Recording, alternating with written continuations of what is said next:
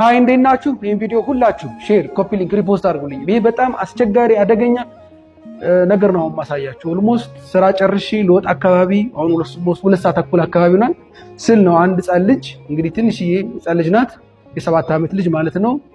ሳንቲም ውጣ ነው እንግዲህ ቤተሰቦቿ እየተሯሯጡ እኔ ጋር የመጡት። ሳንቲም ማውጣቷን እዚህ በራጅ ላይ አሳያችኋለሁ። እስኪ ፈጣሪ ከረዳን በፍጥነትና በጥራት ለማውጣት እሞክራለሁ። ወደ ፕሮሲጀሩ እንሄዳለን።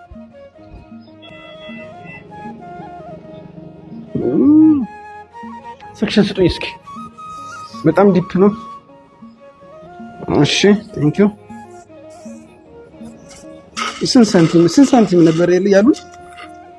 50 ሳንቲም ነው 1 ብር ነው? ኦኬ ይታየኛል የሳንቲሙ ጫፍ። ቲንክ ይዟሉ እየወጣን ነው። ኦልራይት ቲንክ ዊ አር አውት። ዶክተር አማረ የጨረስን ይመስለኛል። ያቻት 1 ብር ናት። ሶ ቢዩቲፉሊ ኮምፎርታብሊ እንደምታያት ኦልሞስት 10 ሰከንድም አልወሰደብንም አውጥተንላታል። ግን ተመልሰን ደግሞ ቼክ እናደርጋለን። የጉሮሯን ሁኔታ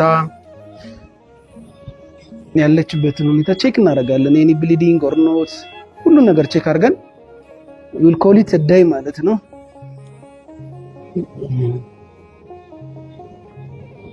ሰክሽን ኦኬ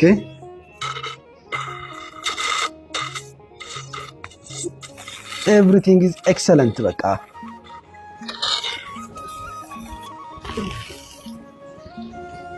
ጨረስኩ ማለት ነው። እንግዲህ እቺ የምታያት ሳንቲም ናት እንግዲህ ሚሚዬ ውጣት የነበረው። ሶ ወላጆች መልእክቱ ምንድነው ነው? እሺ እኛስ አወጣን ይሄንን ሳንቲም። መልእክቱ ምንድነው? ልጆቻችሁ የሚጫወቱበትን ነገር እባካችሁ ትኩረት አድርጋችሁ ተመልከቱ። ወደ ሳምባቸው ሊገባ ይችላል። ይሄ ነገር ምናልባት ወደ ታች ወደ ሆዳቸውም ተገፍቶ ሊወርድ ይችላል። ያ ሲሆን በጣም አስቸጋሪ ነው የሚሆነው ከዛ በኋላ ማውጣቱ በራሱና እባካችሁ ወላጆች እባካችሁ ተጠንቀቁ።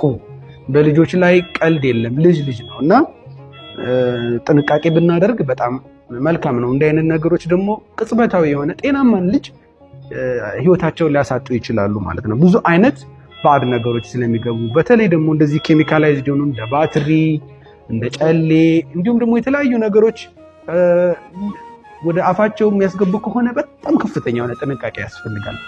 ልጆቻችንን በእንደዚህ አይነት ቀላል ነገሮች ማጣት ስለሌለብን ማለት ነው።